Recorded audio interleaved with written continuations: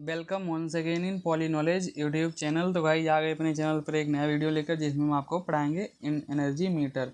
तो सबसे पहले हम आपको इस एनर्जी मीटर से इंट्रोड्यूस करा दें। एनर्जी मीटर एक ऐसी इंस्ट्रूमेंट है या ऐसा इंस्ट्रूमेंट है जो क्या करता है, किसी भी सर्किट के द्वारा एक टाइम इंटरवल में कितना पावर कंज्यूम किया जा रहा है, वही क्या करता है, मेजर करता है। एनर्जी मीटर की कोई भी सर्किट है, एक टाइम अंतराल में कितना पावर कंज्यूम कर रहा है वो मेजर करेगा। ये क्या है, एक इंटीग्रेटिंग टाइप इंस्ट्रूमेंट है। अब इंटीग्रेटिंग टाइप इंस्ट्रूमेंट का मतलब क्या हुआ? इंटीग्रेटिंग टाइप इंस्ट्रूमेंट का मतलब होता है कि जितना भी पावर क्या होगा, कोई सर्किट कंज्यूम कर रहा होगा, उसका छोटा सा भाग क्या करेगा, ये इंस्ट्रूमेंट कंज्यूम करेगा। छोटा सा भाग इंस्ट्रूमेंट कंज्यूम करके उस छोटे से भाग को इंटीग्रेट कर देगा। क्या करेगा? इंटीग्रेट कर देगा, मतलब समाकलन कर देगा उस छोटे से भाग को, और इंटीग्रेट करके ये बता देगा बड़ा, मतलब इसके अंदर से पूरा टोटल कितना पावर कंज्यूम हो रहा है या कितना पावर मीटर के अंदर से गया सर्किट के लिए। ओके, ये होता है इंटीग्रेटिंग इंस्ट्रूमेंट। ये क्या है, जो हमारा पीछे हमने पढ़ाया आपको कि इंडिकेटिंग था, वो क्या था, इंडिकेटिंग, जिसमें आता था मीटर, मल्टीमीटर, उसमें क्या होता था, इंडिकेटिंग था। इंडिकेटिंग में क्या होता था, इंडिकेट करता था पॉइंटर। लेकिन ये इंटीग्रेटिंग है, इसमें क्या होगा, कोई भी डिफ्लेक्टिंग टॉर्क नहीं आएगा, कंट्रोलिंग टॉर्क और डैम्पिंग टॉर्क ऐसा कुछ टॉर्क नहीं आएगा। इसमें सीधा आएगा क्या, ड्राइविंग सिस्टम आएगा। ड्राइविंग सिस्टम के बाद moving system, braking system, recording system, ऐसे रहते हैं इसमें।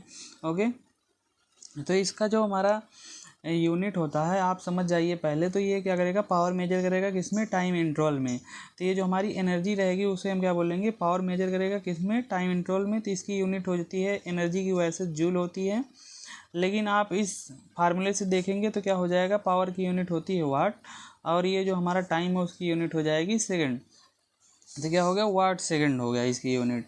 लेकिन ये जो वाट सेकंड है, इसे जब हम यहाँ पर क्या लिए हैं, टाइम लिए हैं 1 सेकंड, तब क्या कर रहा है, पावर हो गया हमारा वाट में। लेकिन जब हम टाइम को हावर में कर लेते हैं, किसमें, हावर में देखते हैं, तो हमारा ये क्या हो जाता है, वाट हावर हो जाता है। ये पावर की इसमें तब कंज्यूम करने लगते हैं हम, वाट हावर में कंज्यूम करने लगते हैं। बड़ी यूनिट हो जाती है थोड़ा सा। लेकिन फिर भी क्या होती है, कुछ ऐसे कंडीशन होते हैं, ऐसी जगह इसका यूज किया जाता है जहाँ ये भी यूनिट छोटी पड़ने लगती है। ये जो हमारी यूनिट होती है क्या, वाट हावर। जब हम टाइम को हावर में लिए तो वाट हावर हो गया।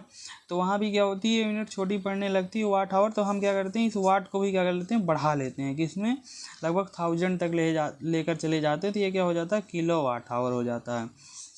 किसमें हो जाता है, किलो वाट हावर। तो इसकी यूनिट क्या हो जाती है, बहुत से बड़े जगहों पर जहाँ मेजर करना पावर, वहाँ पर क्या होती है, किलो वाट हावर हो जाती है। और इस किलो वाट हावर को हम क्या बोलते हैं, बोर्ड ऑफ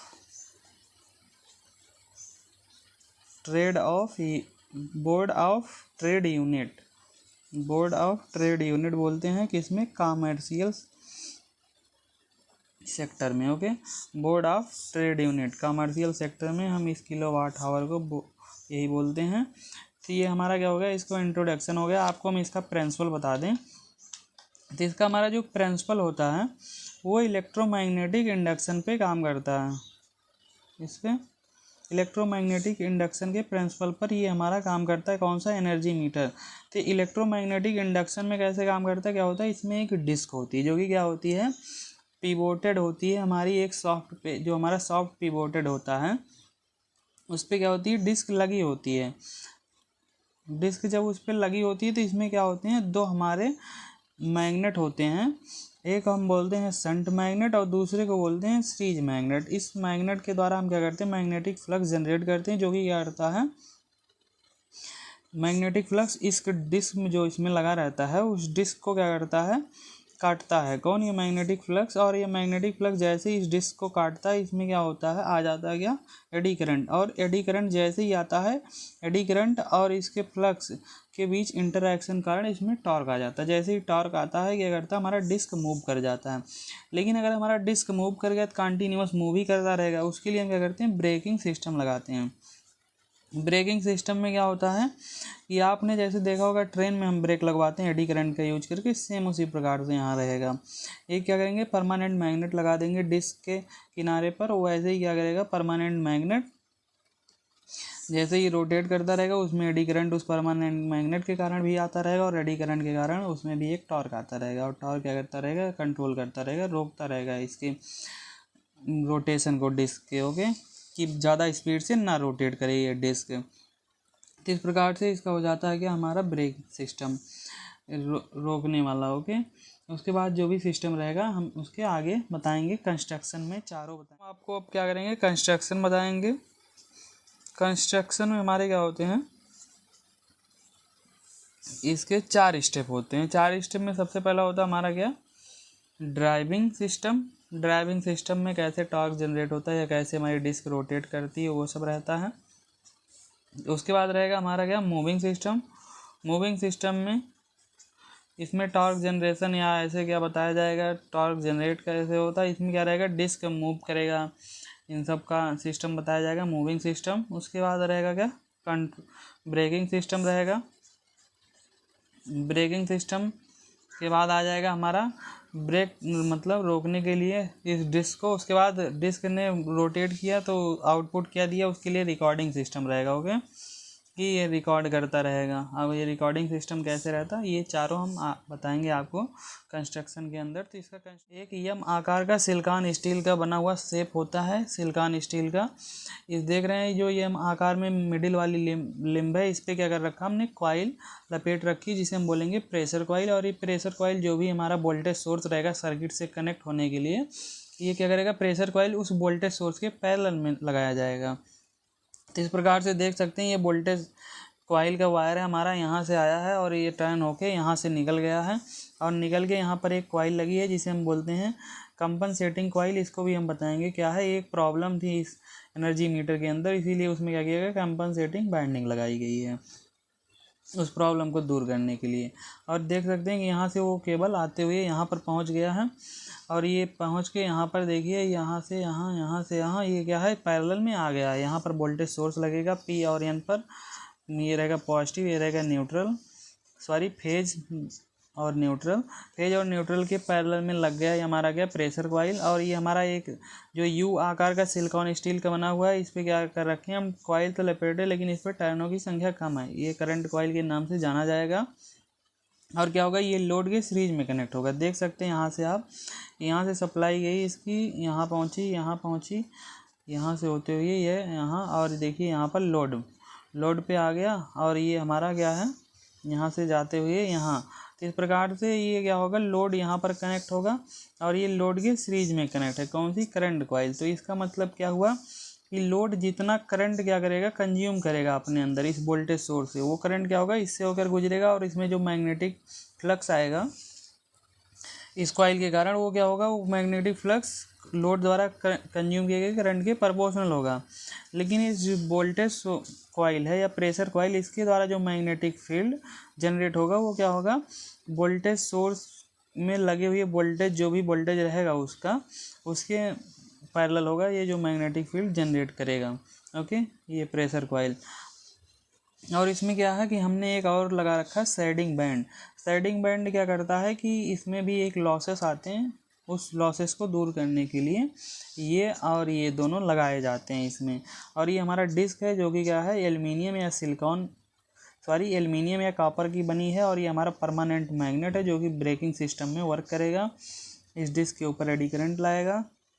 और ये हमारा सॉफ्ट है जिस पे हमारी डिस्क लगी हुई है, और ये क्या कर रखा हमने, पिवोटेड कर रखा है इस सॉफ्ट को, इस यहाँ पर सेम वैसे ही कनेक्शन है जैसे आपके घर में एनर्जी मीटर में होता है, ये देखिए। और ये हमारी एनर्जी मीटर वो नहीं जो कि तुम्हारे घर में डिजिटल वाला लगा रहता है, हमारे घर में डिजिटल वाला लगा रहता है, वहाँ पर क्या होता है, डिस्प्ले पर ऐसे 1-2 गिनती लिखती हैं। लेकिन यहाँ पर जो रिकॉर्डिंग इंस्ट्रूमेंट के लिए यहाँ पर देखिए काउंटिंग गियर लगा हुआ है, जैसे ही सॉफ्ट रोटेट करेगा ये काउंटिंग गियर से कनेक्ट रहेगा हमारा गियर बॉक्स, जो कि क्या करेगा, रोटेट कराएगा एक एक डिजिट, उस प्रकार से काउंट करेगा। जैसे आप 2 व्हीलर में देखे होंगे, जो कि अब 2 व्हीलर में अभी डिजिटल आने लगा, उसका मीटर, किलोमीटर कितना चला गाड़ी उसका भी मीटर डिजिटल आने लगा है 2 व्हीलर में। वरना पहले आता था क्या, वहाँ ऐसे गिनती लिखती थी 1 2 3, ऐसे क्या होता था, ये कंटिन्यू बढ़ता था, जैसे आप चलेंगे ये 2 हो जाएगा, ये कब 3 हो जाएगा, ये 4 हो जाएगा, ऐसे जब 9 तक पहुंच जाता था तो ये क्या होता था, ये 3 हो जाता था, ऐसे बढ़ता था। वो ऐसे क्या था, पहले इसमें हुआ करता था और कैसे लोग एनर्जी मीटर से चोरी कर लेते हैं लाइटों की, घरों में पहले करते थे, उसको भी हम यहाँ पर बताएंगे। ओके, कैसे चोरी कर लेते थे। ये हमारा हो गया इसका कंस्ट्रक्शन। तो हम चलते हैं अपने ड्राइविंग सिस्टम की तरफ। ड्राइविंग सिस्टम में हमारा क्या है कि इसमें रहेगा, हमने बताया कि एक EM शेप में रहता है हमारा, सिलिकॉन स्टील का बना हुआ। उस पर हम क्या करते हैं, प्रेशर कॉइल कनेक्ट करते हैं, प्रेशर कॉइल लगा देते हैं उसकी सेंटर वाली लिम्ब पर, और इधर हमारा एक U आकार का रहता है जिसमें हम करंट कॉइल लगाते हैं, और दोनों को हम क्या करते हैं, जब कनेक्ट कर देते हैं तो इसमें क्या होता है, मैग्नेटिक फील्ड आ जाता है, फ्लक्स जनरेट हो जाता है और उसमें टॉर्क आ जाता है। लेकिन जो हमारा प्रेशर कॉइल में वोल्टेज होता है, वो वोल्टेज जो होता है ना, उसका करंट क्या करता है, हमारा 90 डिग्री लैग नहीं कर रहा होता है, एकदम 90 डिग्री।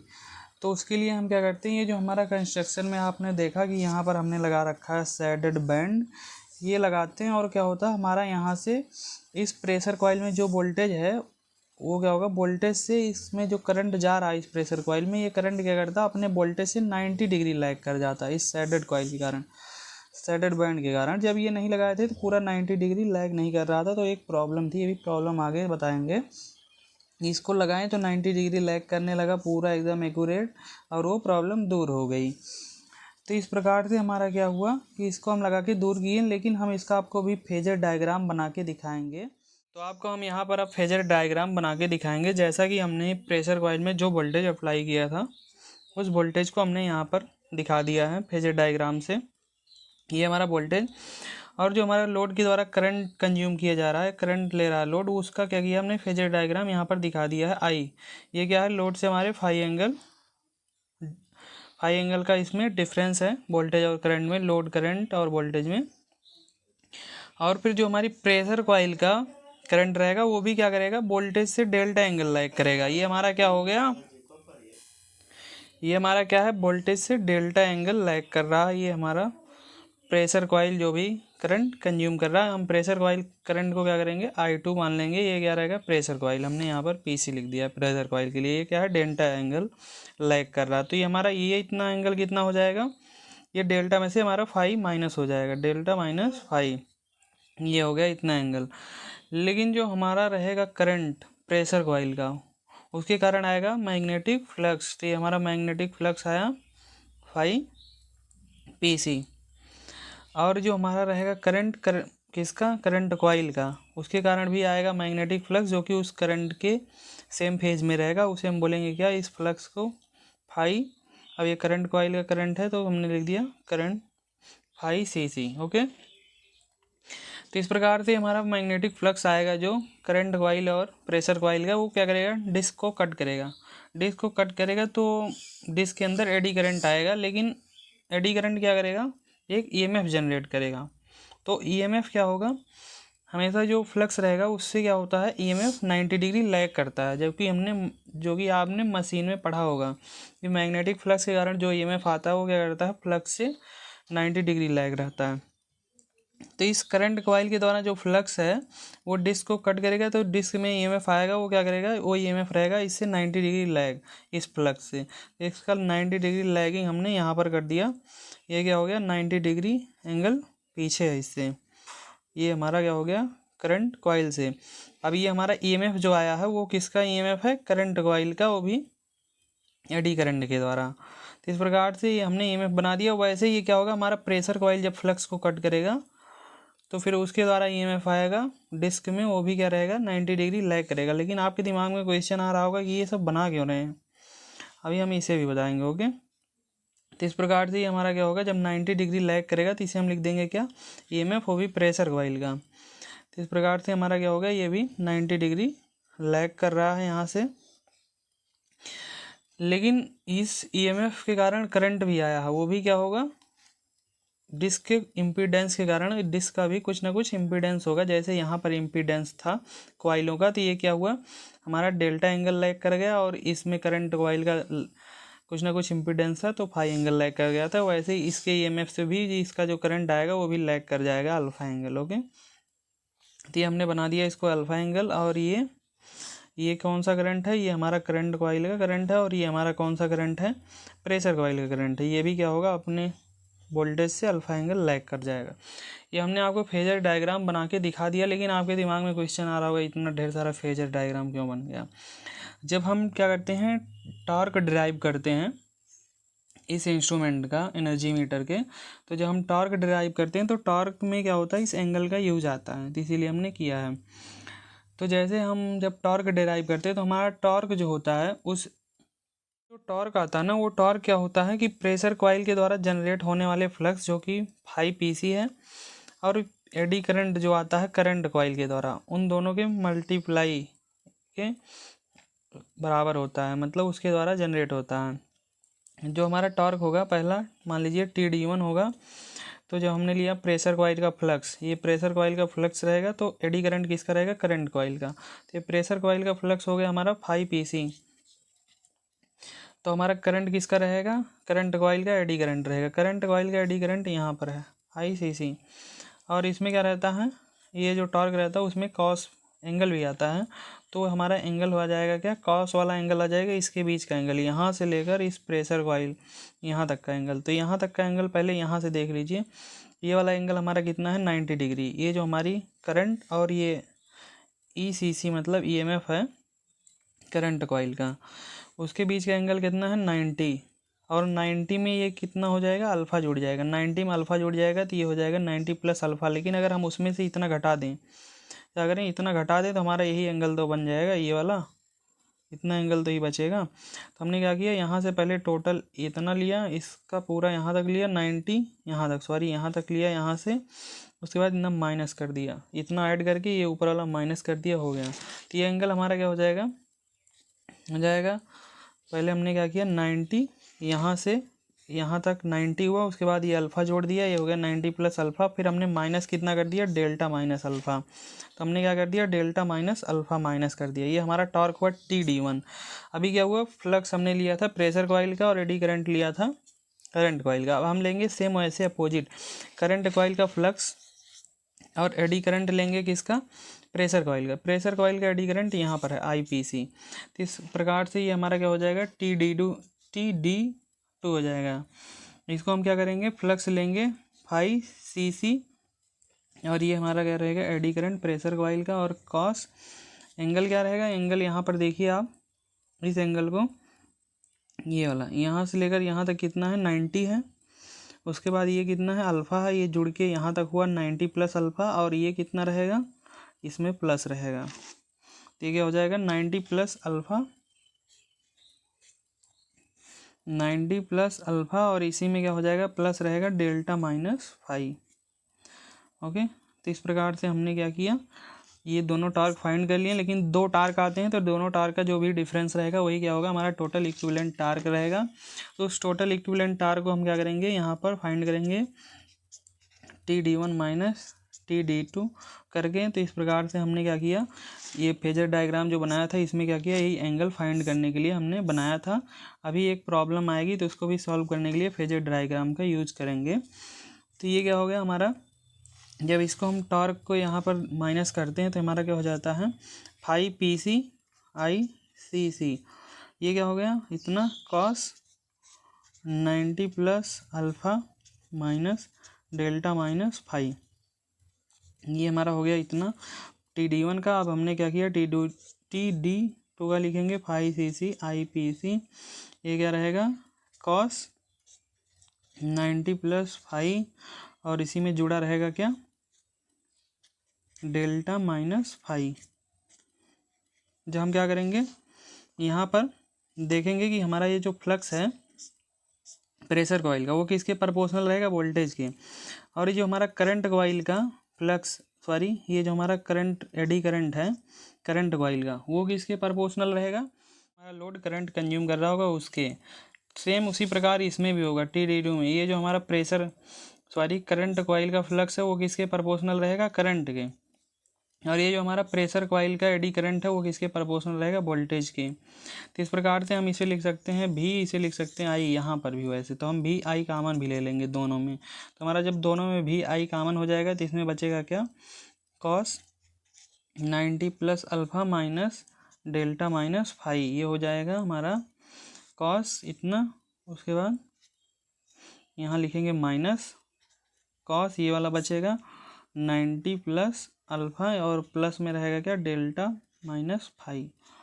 ये हमारा क्या हो जाता है, एक फार्मूला आपको दिख रहा होगा, cos A plus A minus B minus cos A plus B, क्या है cos A minus B minus cos A plus B. इसे हम लिख सकते हैं क्या, 2 साइन ए साइन बी, कि हम क्या लिख देंगे भी आई, और यहाँ पर हो जाएगा 2 साइन ए, साइन ए के स्थान पे हो जाएगा 90 प्लस अल्फ़ा,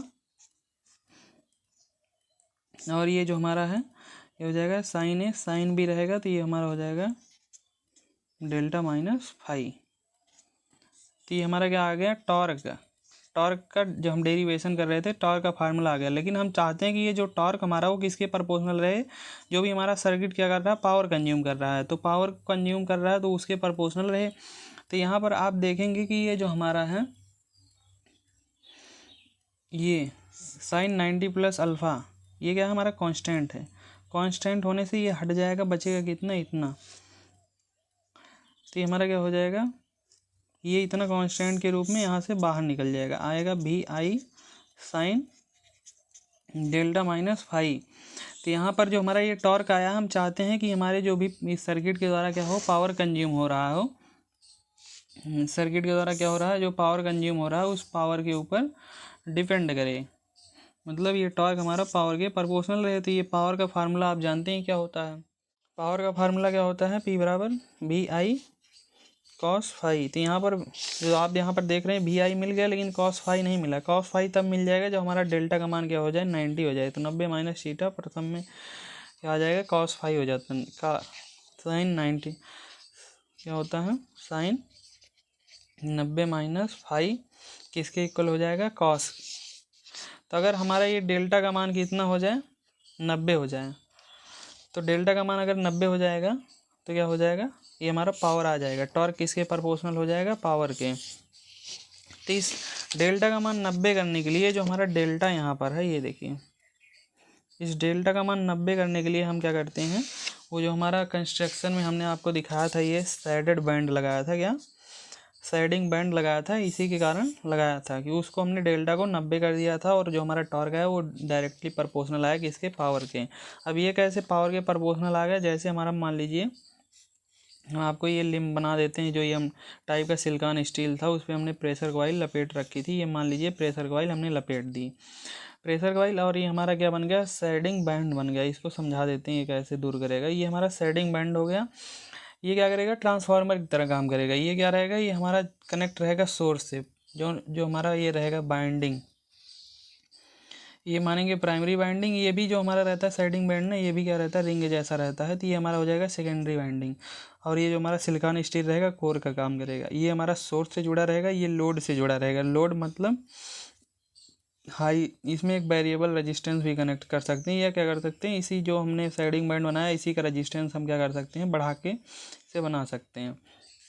तो इसका जब मैग्नेटिक फ्लक्स जनरेट होगा तो इसमें कट करेगा इस कॉइल को, और इसमें भी क्या आएगा, मैग्नेटिक फ्लक्स आएगा। 2 मैग्नेटिक फ्लक्स हो जाते हैं, और क्या होता है, इन दोनों के ओरिएंटेशन होने के कारण, प्रतिविस्थापन होने के कारण, उल्टा होने के कारण क्या होता है, फ्लक्स जो आता है वो चेंज होके आता है, और ईएमएफ भी चेंज होकर इसमें जनरेट होता है। इसमें जो ईएमएफ रहेगा उसके अपोजिट डायरेक्शन में इसमें ईएमएफ आ जाएगा, ओरिएंटेशन चेंज होने के कारण। तो ये हमारा, अगर इसमें प्रेशर कॉइल में वोल्टेज यहाँ पर जनरेट हो रहा है, वोल्टेज कॉइल का करंट हमारा कहाँ रहेगा, यहाँ पर रहेगा। मान लीजिए फाई एंगल लैग कर रहा है कुछ इम्पीडेंस होने के कारण, तो इसमें जो ईएमएफ आएगा उसका ईएमएफ क्या होगा, इस वोल्टेज के अपोजिट रहेगा। तो सेम अपोजिट होने के कारण यहाँ पर आएगा, ये क्या रहेगा, ईएमएफ। और ईएमएफ के कारण करंट आएगा, तो करंट क्या रहेगा, इसी पे रहेगा, ओके, क्योंकि इसमें इंडक्टर नहीं है, इसमें इंडक्टर ज़्यादा नहीं रहेगा इसीलिए। तो क्या होगा कि जब हम इस 2 फ्लक्स आ जाएंगे इसमें, जब 2 फ्लक्स जनरेट हो जाते हैं, दोनों फ्लक्स का जब हम रिजल्टेंट फाइंड करते हैं, तो इसका रिजल्टेंट हम क्या करेंगे, वेक्टर सम लगा के फाइंड करेंगे। ये जो फ्लक्स है यही को हम क्या किए, यहाँ पर बना दिए। तो इस फ्लक्स को हमने यहाँ पर कर दिया, और ये फ्लक्स हमारा है ही, तब इसका हम रिजल्टेंट जब फाइंड करेंगे तो हमारा रिजल्टेंट यहाँ पर मिलेगा। ये हमारा हो जाएगा रिजल्टेंट फ्लक्स। और ये रिजल्टेंट फ्लक्स अब क्या हो गया, वोल्टेज से 90 डिग्री लैग करने लगेगा। क्या करेगा, लैग करने लगेगा 90 डिग्री। इस प्रकार से हमारा जो टॉर्क आ जाता है वो क्या हो जाता है, जब 90 डिग्री लैग करेगा तो यहाँ जो हमारा साइन क्या मिला था आपको, डेल्टा। अब यही डेल्टा का मान तो रहेगा ये, क्योंकि रिजल्टेंट प्रेशर कॉइल का फ्लक्स रहेगा ना, प्रेशर कॉइल का रिजल्टेंट फ्लक्स, यहाँ पर ये प्रेशर कॉइल तो था, इसका रिजल्टेंट फ्लक्स का मान डेल्टा था। और ये प्रेशर कॉइल का रिजल्टेंट फ्लक्स जब यहाँ आ गया वो 90 हो गया। 90 होने से ये साइन 90 माइनस 5 हो जाएगा, और 90 माइनस 5 जैसे वो कॉस में कन्वर्ट हो जाएगा, और कॉस में कन्वर्ट होते ही ये पावर हो जाएगा। और टॉर्क हमारा किसके प्रोपोर्शनल हो जाएगा, पावर के। जैसे ही हमारा टॉर्क किसके प्रोपोर्शनल हुआ, पावर के, तो हमारा क्या हो जाता है, ये प्रॉब्लम दूर हो जाती है कि हम जो टॉर्क चाह रहे थे कि पावर के प्रोपोर्शनल आए वो आने लगा। ओके, तो इस प्रकार से हमने क्या किया, शेडिंग बैंड लगा के उसे दूर कर दिया। इस प्रकार से हमने क्या किया, ड्राइविंग सिस्टम के अंदर आपको क्या बताया, ड्राइविंग टॉर्क जनरेट करके दिखा दिया। और ये जो हमने और 3 सिस्टम बताए थे आपको यहाँ पर, मूविंग सिस्टम, उसके बाद ब्रेकिंग सिस्टम, उसके बाद था रिकॉर्डिंग सिस्टम, इसको हम क्या करेंगे, नेक्स्ट वीडियो में पढ़ाएंगे। ये वीडियो ऑलरेडी बहुत ही ज़्यादा लंबी हो चुकी है। नेक्स्ट वीडियो में इसके ड्रॉबैक और भी जो हैं वो भी बताए जाएंगे। अभी हमने एक ही ड्रॉबैक यहाँ पर सॉल्व किया, और भी जितने भी प्रॉब्लम या एरर हैं ये सब नेक्स्ट वीडियो में रहेंगे। ओके, थैंक यू दोस्तों। अगर आपको हमारा वीडियो अच्छा लगा तो लाइक शेयर सब्सक्राइब करें। नेक्स्ट वीडियो में मिलेंगे जल्दी।